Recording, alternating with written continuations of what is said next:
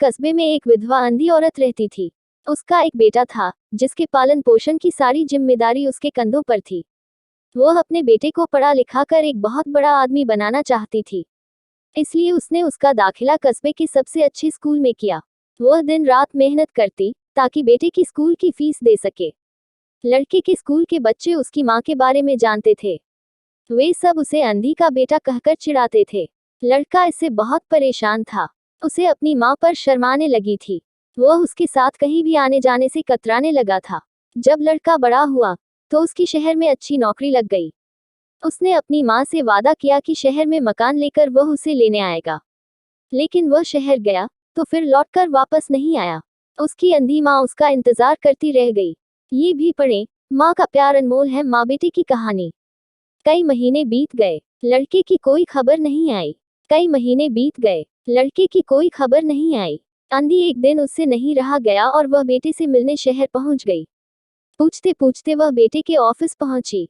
वहां security guard ने उसे रोक दिया। अंधी औरत ने गार्ड को अपने बेटे का नाम बताया और बोली कि उससे जाकर कह दो कि गांव से कोई मिलने आया है। गार्ड ने जाकर उसके बेटे को बताया। बेटे ने ऑफिस की खिड़की से देखा, तो उसे अपनी माँ गेट के बाहर खड़ी नजर आई।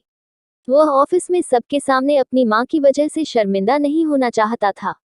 उसने कहला दिया कि वह ऑफिस में नहीं है। अंधी औरत वहां से चली गई। शाम को वह लड़का ऑफिस से घर जाने के लिए निकला। रास्ते में एक जगह काफी भीड़ जमा थी। वह अपनी गाड़ी रोककर भीड़ के पास पहुंचा और तो बीच सड़क में अपनी माँ को मारा पाया। उसके हाथ में एक चिट्ठी थी, जिसमें लिखा था, बेटा, बड़े दिन हो गए थे, तेरी कोई खबर नहीं मिली। चिंता हो रही थी, इसलिए तुझसे मिलने चली आई। तू तो अब बड़ा आदमी बन गया है। तुझसे मिलना अब शायद मुझ गरीब की किस्मत में नहीं, लेकिन मैं बहुत खुश हूँ तेरे लिए। तूने अपना ही नहीं मेरा सपना भी पूरा किया। मलाल है कि तेरी तरक्की देख नहीं सकती।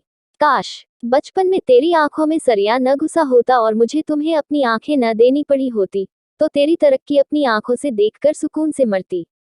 तेरी अंधी माँ। ये पढ़कर लड़का फूट फूट कर रोने लगा। जिस अंधी माँ पर उसे शर्म आती थी, उसने उसके लिए कितना बड़ा बलिदान किया था।